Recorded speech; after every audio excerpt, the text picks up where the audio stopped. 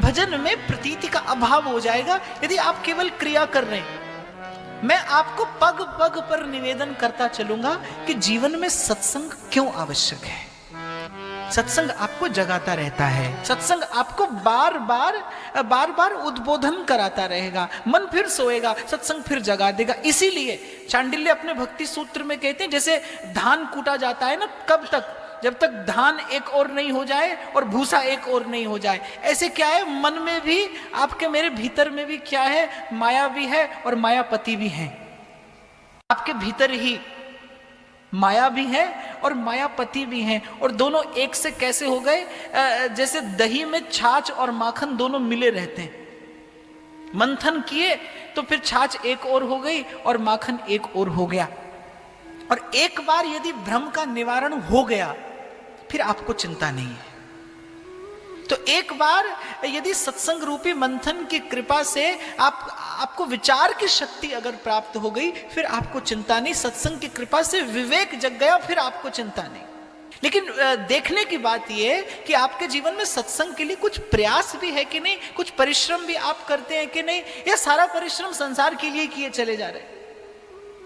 तो अनेक जन्मों की भक्ति संचित होती है, तब भगवान मीठे लगते हैं, तब भगवान मधुर लगते हैं। सत्संग की, गुरुजनों की, संत चरणों की, सदगुरु की कृपा एकत्रित होती है, तब भगवान में प्रियता का भाव जगता है। तुलसी कहते हैं अब राम लागते मीठे, फिर प्रभु मधुर लगने लगते हैं। सत्संग की कृपा से जब आप सुनते हैं, जब आप भगवान का यश सुनते हैं, जब आप भगवान का गुण सुनते हैं, संसार में भी तो ऐसा होता है ना, किसी के बारे में बहुत सुना तो एक बार देखने की इच्छा होती है, सुनते सुनते देखने की इच्छा होगी, और यदि देख लिया तो फिर मन में प्राप्त करने की इच्छा होती है। तो ऐसे ही पहले भगवान के विषय में सुनते सुनते प्रभु को देखने की इच्छा होती है, और फिर यही कहीं संत कहते हैं जो पहली झलक मिलती है, जो पहली मुलाकात होती है भगवान से, वो कभी सत्संग में ही हो जाती है। कभी कोई एक झलक भगवान की इसी प्रकार कहते सुनते भगवान की कृपा होती है। और छीन ले हंस के सबका ये मन, सखी रे मेरो राधा रमण, राधा रमण री, राधा रमण मेरो, राधा रमण री, मेरो राधा रमण री, राधा रमण री। और बस श्रीमद् भागवत कहती है हासो जनोन्मादकारी च माया, कि हे प्रभु आपका हास कैसा है, आपकी मुस्कुराहट कैसी है, कि अगर एक बार आप किसी की ओर देखकर मुस्कुरा दें तो जीव माया से मोहित होता है और माया आपको देखकर मोहित होती है।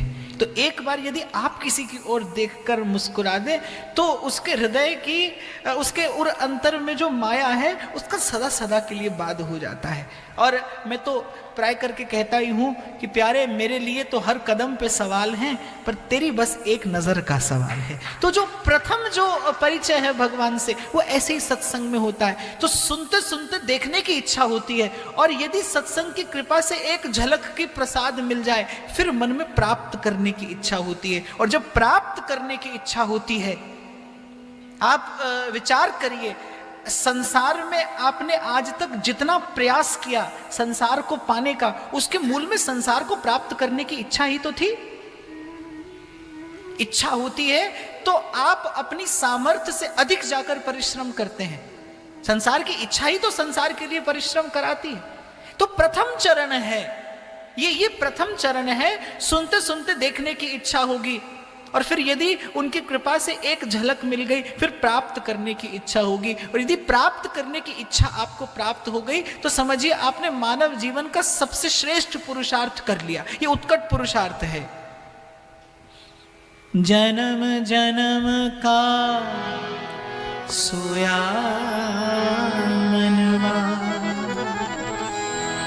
जन्म जन्म का सोया मनवा सतगुरु शब्द सुन जागा।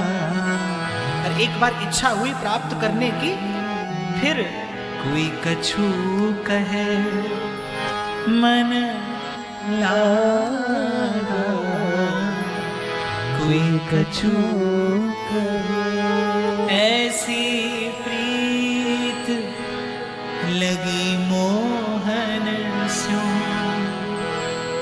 ऐसी प्रीत लगी मोहन स्यों, जो सोने पे सुहागा, कोई कछु मन लागा।